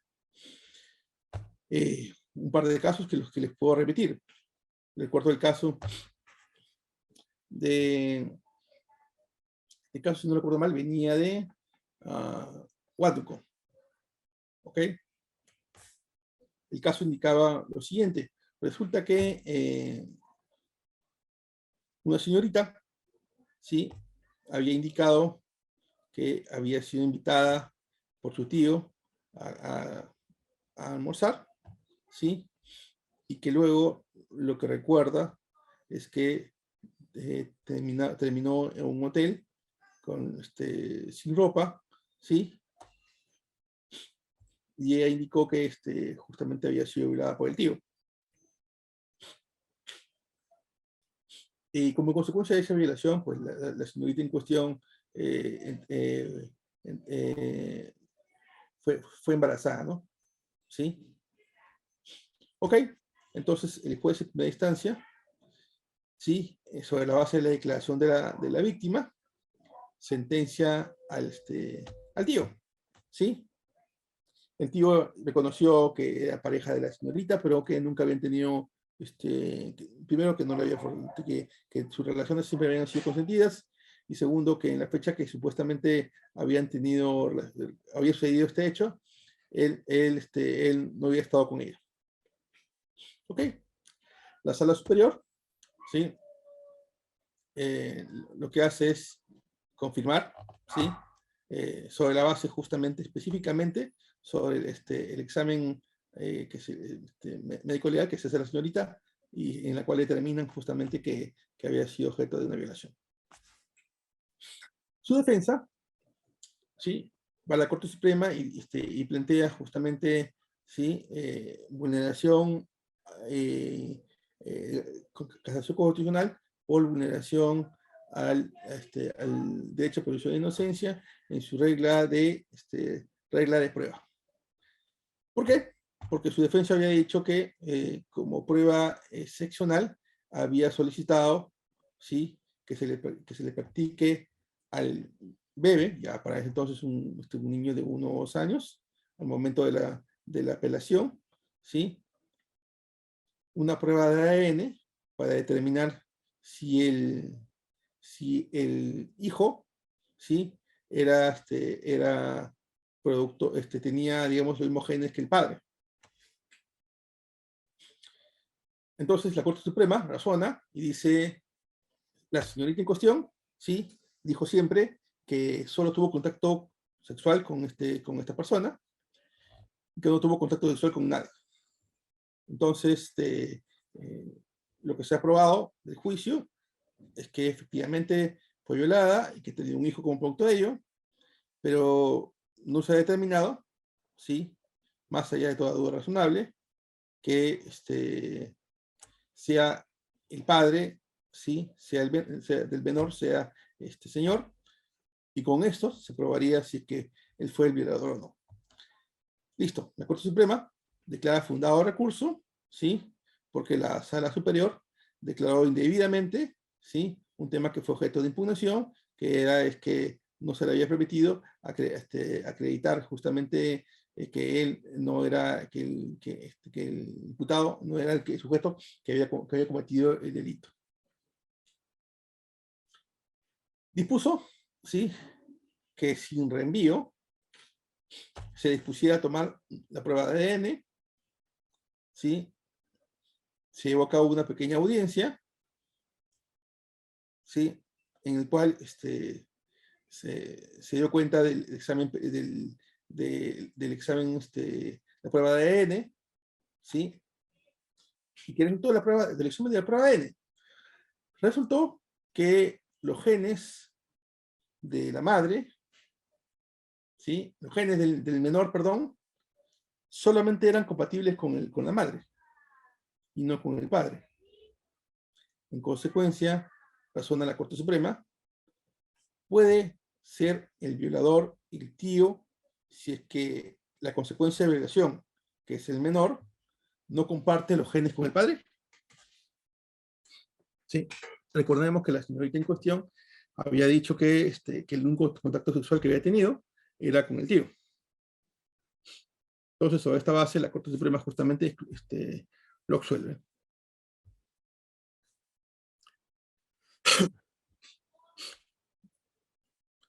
Otro caso que podemos ver, en los cuales se ha dado justamente, sí, se ha dado justamente el tema de casaciones, ¿sí?, de carácter formal, son aquellas, por ejemplo, recaídas en la casación 22-2009, si no recuerdo mal, ¿sí?, en el cual se declaró fundada una casación por vulneración, justamente un caso de nulidad por inobservancia de las formas prescritas, en el cual, sí, justamente se había incumplido, se había afectado tanto el derecho de defensa como el principio de contradicción. Sin embargo, también como recuerda la Corte Suprema, sí, dentro del bloque de garantías que permite justamente la cagación constitucional para su invocación, se encuentran dos bloques, dice la Corte Suprema, ¿no?, en el curso de cagación 9-2010. Lima. Las primeras, aquellas genéricas, y las segundas, aquellas específicas. Dentro de las primeras, ya les conté, está el derecho a la presunción de inocencia, la tutela jurisdiccional efectiva, el derecho de defensa y el debido proceso. Y dentro de las segundas, se incluyen aquellas garantías genéricas, por ejemplo, igualdad de armas, igualdad ante la ley, inmediación, inviolabilidad del domicilio, derecho al juez natural, prohibición de prueba prohibida, etcétera, como indica bien la casación. ¿Ok? Entonces, es importante tomar en cuenta cuál es el ámbito, digamos, de lo que puede denominarse casación constitucional. ¿Ok? Sí. Aquí también, dentro de ese ámbito, también se incluye lo que es la legalidad procesal, tal como lo indica la casación 52-2009, Arequipa. ¿Sí? O como lo reitera, ¿no? Por ejemplo, la casación 10-2007 Trujillo, que cuando analiza específicamente el derecho a la presunción de inocencia, establece como garantías la regla de suficiencia probatoria, que es la que invoqué justamente en el caso que estaba contando, la legitimidad de prueba y la legalidad de las pruebas. ¿Ok? Todo ello forma parte justamente del derecho a la presunción de inocencia, que está en el artículo 2 del título preliminar del Código Procesal Penal y en el artículo 2, numeral 24, literal ley de la Constitución. ¿Ok? Debo reiterar, ¿sí?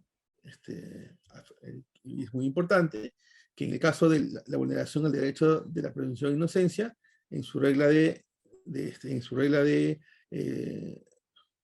suficiencia probatoria, que no hablamos de una revaloración de medio de prueba. No se puede revalorar medios de prueba. ¿Ok? También es importante tomar en cuenta que cuando analicemos, por ejemplo, en el tema de derecho a la presunción de inocencia, ¿sí?, el contenido de ese derecho, que está en el artículo 2, numeral 24 de la Constitución, o en el artículo 2 del título preliminar, es la mínima, la prueba de cargo válida, ¿sí? Exista medios de prueba que acrediten que los hechos de la acusación, es decir, que quien prueba los hechos de la acusación es el fiscal, que la actividad probatoria, que el resultado de la actividad probatoria ha sido constatada y ratificada en el juicio oral, y que la actividad probatoria se realiza con sujeción a los principios de oralidad, inmediación, publicidad, entre otras garantías, ¿no? Así, por ejemplo, la Corte Suprema ha tenido la oportunidad de fallar en casación, en un caso en el cual el juez de primera instancia sentencia a un imputado sin que se convocara a los testigos y leyendo las declaraciones de los testigos. Y en su momento, la Sala Superior confirmó la sentencia, ¿sí? Sobre la base de las declaraciones documentadas de los testigos. Y cuando llegó esto en casación a la Corte Suprema dice, hay una infracción justamente al principio, al derecho a presunción de inocencia en su regla probatoria, toda vez que la prueba testimonial tiene que ser actuada en juicio oral. Y el hecho que el fiscal se haya desistido de su medio de prueba no habilita al juez a declararlo, ¿sí? A declararlo, a permitir la lectura de las declaraciones, sino que es su deber insistir en que vengan los testigos. Bueno, lo mismo que le digo, está claramente citado en la casación C28-2015 de Lima, que habla justamente de un tipo de control, que es el juicio el juicio sobre la prueba, el juicio sobre la suficiencia probatoria y el juicio sobre la motivación y la razonabilidad de las pruebas actuadas. ¿Ok? Sí, sobre todo en el caso también de la prueba inicial en la cual la Corte Suprema ha tenido oportunidad de desarrollarse. Si no recuerdo mal, hay una casación de Tacna del año 2019 que les he facilitado, en el cual desarrollan con bastante extensión este tema. ¿Ok? Entonces, en el caso justamente de la prueba indiciaria, tenemos ya la casación C28-2015, ¿sí? Fundamento quinto, cuando analiza específicamente las reglas para valorar la prueba indiciaria, ¿sí? Por ejemplo, habla del hecho imputado nuclear, debe estar correlacionado, debe ser convergente, ¿sí? Debe reforzarse entre sí, y debe haber elementos periféricos, y que sean concomitantes al objeto de probar, ¿sí? Y que por último los indicios deben estar bien definidos, ¿no? Asimismo, que tiene que haber una inferencia racional, y que la misma tiene que ser basada en la máxima de la experiencia, suficiencia probatoria, entre otras, ¿no? Y sobre todo, que cuente con una motivación suficiente por parte del órgano del juez, justamente que permita enganzar o vincular cada uno de estos indicios entre ellos, desde un punto de vista lógico y coherente. Son, por ejemplo, sí, esas pautas mínimas que exige la Corte Suprema cuando analiza, por ejemplo, los criterios para valorar la prueba inicial. ¿Ok? Sí. También, por ejemplo, en el caso de las aclaraciones que hemos visto sobre el derecho a la presunción de inocencia, también se van respecto a la suficiencia al momento del fallo, ya sea por falta de logicidad, razonabilidad, ¿sí? O por, sin que esto implique que la Corte Suprema entre a valorar el acierto, el error, que justamente con el que se emitió la resolución de primera instancia o segunda instancia, ¿no? Bueno, señores, hasta este momento, sí, me gustaría poder responder en esta etapa ya final algunas preguntas, si alguno de ustedes lo tuviera bien, sobre este punto. Hacer una pequeña pausa a efectos de poder responder preguntas, si alguno de ustedes lo tiene, sería ideal.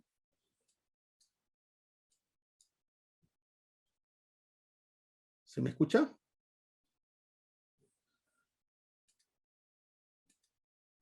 Señores, Sí se escucha, doctor. ¿alguno de ustedes tiene alguna pregunta?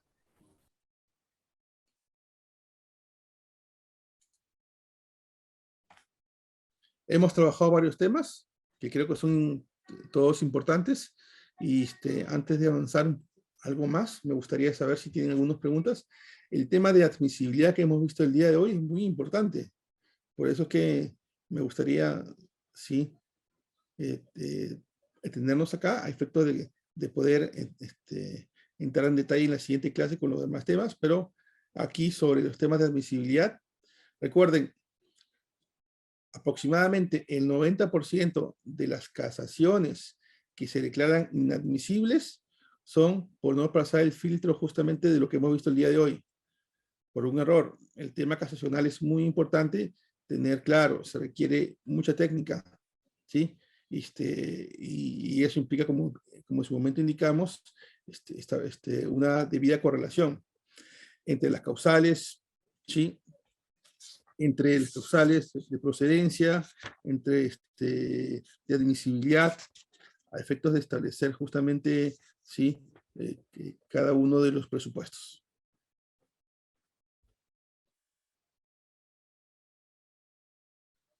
Si es que no hay ninguna pregunta, entonces nos quedamos acá, ¿sí? Y la próxima sesión, que es el día miércoles, me indican, continuamos con la clase. Doctor, ¿Sí? buenas noches. Una ¿Qué tal? consulta. Por supuesto, dígame. Bien, estaba escuchando sobre los requisitos y procedibilidad que se debe interponer cuando uno acude a este recurso excepcional de casación, ¿no?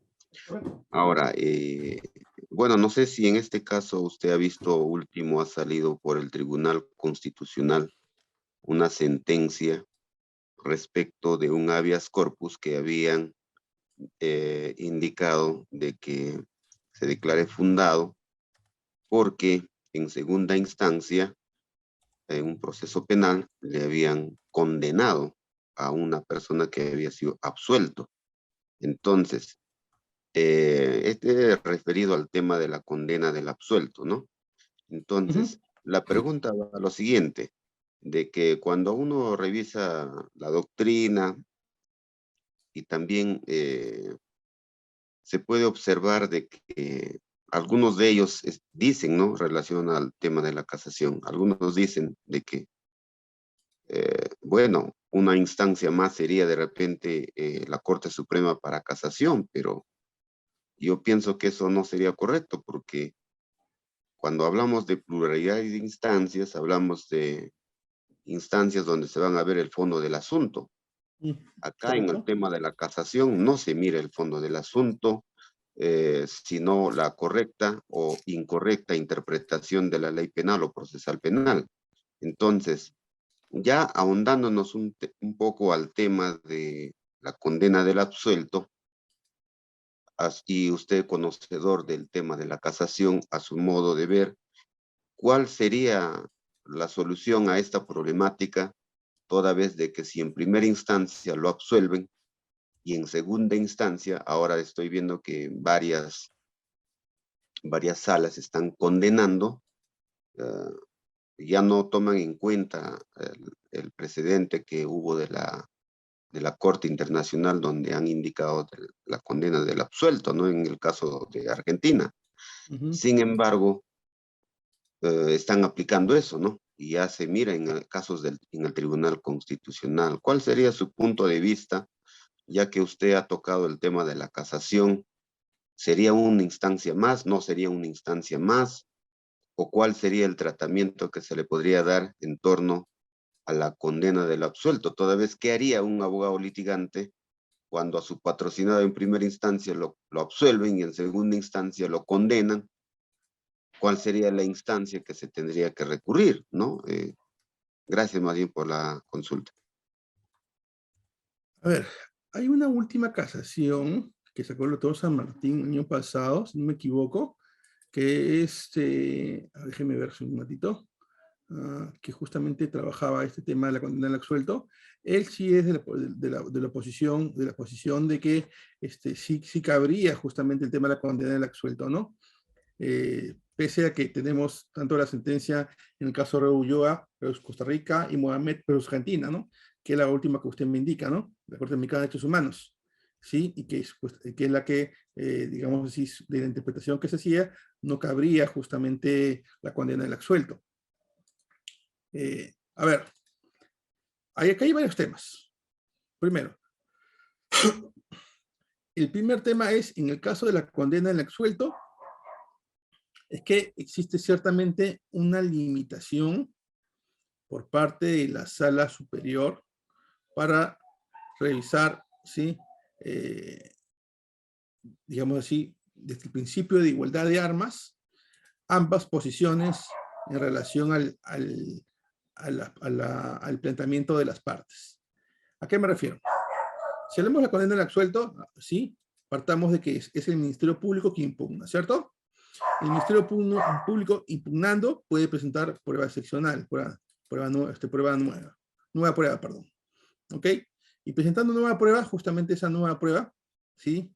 Podría variar justamente la estructura de la sentencia de primera instancia. ¿Ok? Lo que limitaría claramente la posibilidad de la defensa justamente de poder desarrollar, de ser el caso, ¿sí?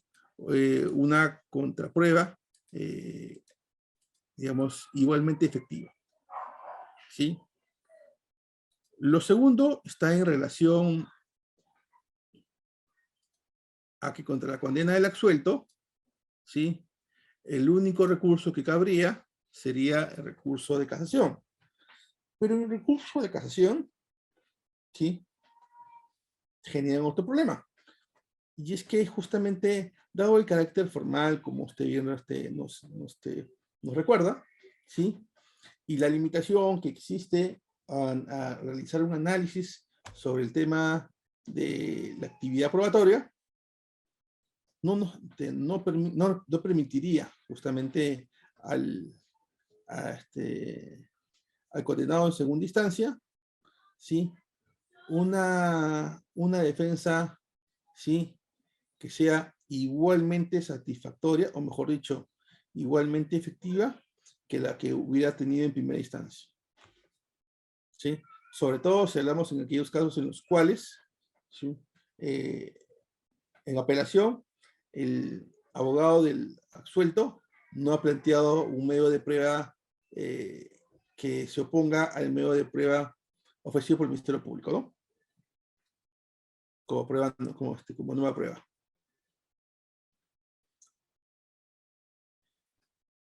Es cierto que justamente el caso Mohamed versus Argentina, lo que trataba es o lo que el fondo de la sentencia es, lo que indicaba es, el Estado tiene que garantizar, ¿sí? La efectividad del derecho de contradicción y de igualdad de armas.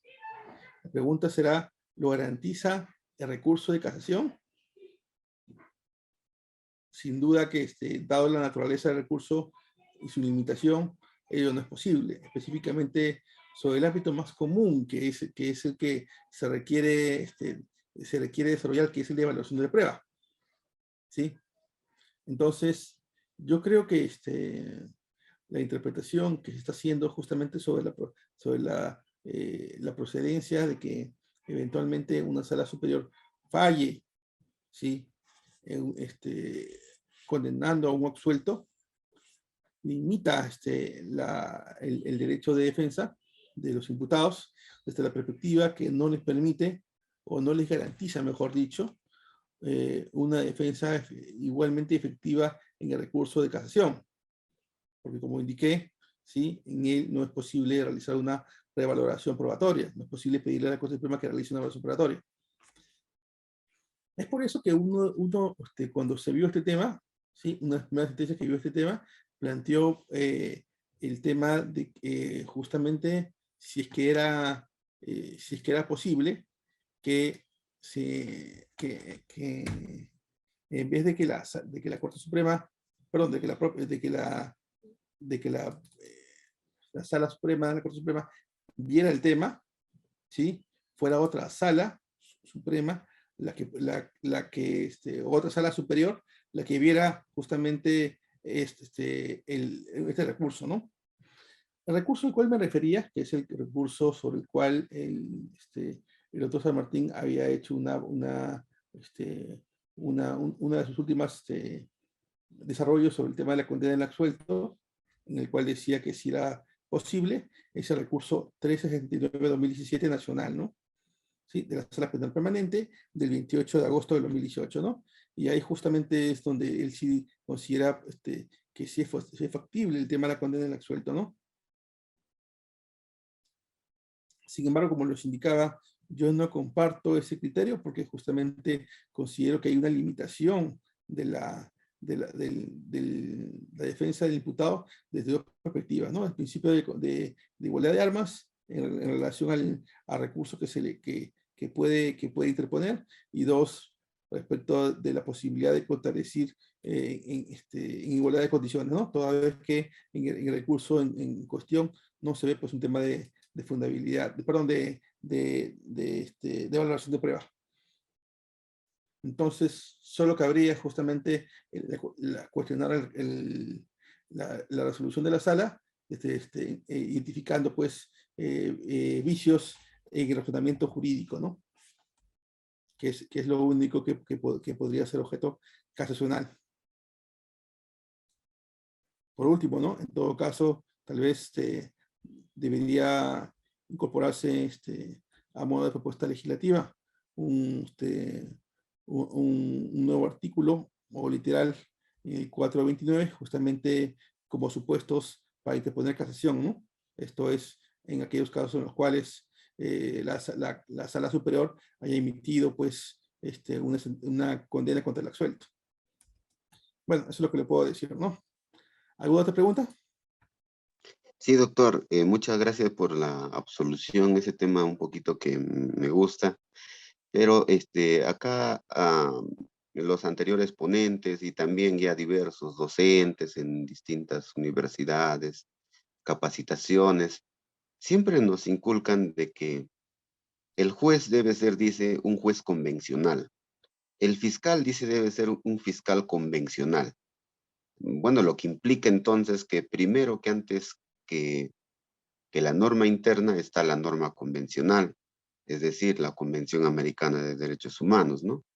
Entonces, si partimos de esa lógica, entonces las salas que están condenando al absuelto ya no serían jueces convencionales.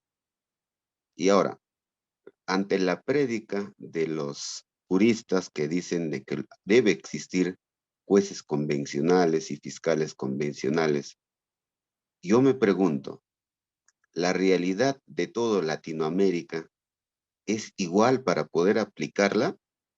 Porque una cosa es Colombia, una cosa es Chile, otra cosa es Perú y Ecuador. ¿Podría pretenderse la Convención Americana a rajatablas aplicar a toda Latinoamérica? Esa es la duda, ¿no? Ya. Tal vez pienso que en Europa podría ser de repente una unificación y pueda de repente respetarse, pero la realidad es igual. Para ser juez convencional, para ser fiscal convencional, ¿es correcto que se esté aplicando esa idea de las salas de condenar al absuelto, o sería correcto respetar la Convención Americana a rajatabla y olvidarnos de nuestra realidad? No sé, me pregunto eso yo como un operador del derecho, que ahí también un poco ya no comparto la idea del juez o fiscal convencional. No tanto sería la idea así. Tal vez hay un poco de asidero en la condena por las salas, por esto que justamente los ciudadanos peruanos reclaman. ¿Qué reclama un peruano? Vemos todos los días asesinatos, asaltos. ¿Qué política es lo que está implementando el Estado peruano para enfrentar a este flagelo? Hay ciudades donde no había asaltos a mano armado con motos. Ahora en provincia ya se mira eso. En Huancayo específicamente, nunca se había visto que en moto te asalten. Ahora sí te asaltan. Entonces, la política criminal que se está aplicando, ¿está bien? ¿podemos ser jueces convencionales y fiscales convencionales ante una situación así? Le pregunto yo. Gracias. Gracias. Yo les pongo el ejemplo también con lo que pasó en el país. ¿Sí? Recordemos la década de los 90. Teníamos jueces sin rostro, ¿cierto? ¿Sí? Y los jueces sin rostro que generaron justamente un conjunto de sentencias contra diferentes personas. Y cuando este tema llegó a la Corte Americana, ¿qué nos dijo la Corte Americana? ¿Sí? Puso que se declaran nulas todas esas condenas. Y luego, eso generó, ¿qué cosa? Que hubiera nuevos procesos. ¿Sí? Y también generó los famosos, ¿cuál es el nombre de estos? Perdones. ¿Sí? Para un conjunto de personas que estuvieron involucradas, a los cuales se les atribuía delitos, ¿sí?, de terrorismo y otros. Es por eso, ¿sí?, que tenemos que saber que establecer un equilibrio. Nadie dice que nuestra realidad sea igual a la otra. Pero lo cierto es que, ¿sí?, el equilibrio en el derecho es muy importante, porque no puede haber, no se puede, digamos, solo por la invocación de que digamos, nuestro sistema, nuestra realidad puede ser distinta a otra, no se respete, ¿sí?, ciertos derechos o principios. ¿O acaso cuando nosotros digamos así, firmamos el Pacto Internacional de Derechos Civiles y Políticos, no nos vinculamos a ello? Nos vinculamos en las buenas y en las malas, ¿sí? Y si algún gobierno no está de acuerdo con ello, sabemos que hay modos o formas de poder salirnos de esos convenios, ¿sí? Muchas veces se ha indicado que eventualmente los íbamos a hacer, pero yo no recuerdo uno, ¿sí?, que haya iniciado, un gobierno que haya iniciado justamente, ¿sí?, nuestra vinculación de esos pactos. Porque sobre todo, ¿sí?, hay un tema interesante que deben tomar en cuenta. Si no me equivoco, ¿sí?, Ferrajoli decía algo así, no son exactamente sus palabras, pero voy a hacer una interpretación de ellas, ¿sí? Que digamos así, una sociedad se mide de la manera como administra justicia. Esto es, ¿sí?, que si la administración de justicia es equilibrada, pues esa sociedad será equilibrada, ¿sí? Yo creo que tiene razón, porque finalmente los extremos nunca han servido para mucho, ¿sí? Siempre va a llegar un momento en el cual, ¿sí?, por diversos motivos, la situación va a cambiar. Y lo que en algún momento pudo ser bueno para muchos, luego, ¿sí?, ya sea por factores internos o externos, ¿sí?, va a cambiar la situación. Lo mejor siempre es encontrar, como les digo, un equilibrio, ¿no? ¿Sí? Nadie discute que el código establece la facultad de la condena del absuelto, pero creo que también se considera en que las garantías o mejor dicho, el debate de la condena de absuelto en una sala de apelaciones no reúne las mismas garantías que aquella que se hace en una sala de juzgamiento de primera instancia. Sin duda, claramente existen ciertas diferencias, ¿sí? Entonces, también es importante tomar en cuenta ello, ¿no? Ello de cara específicamente también al recurso de casación, ¿no?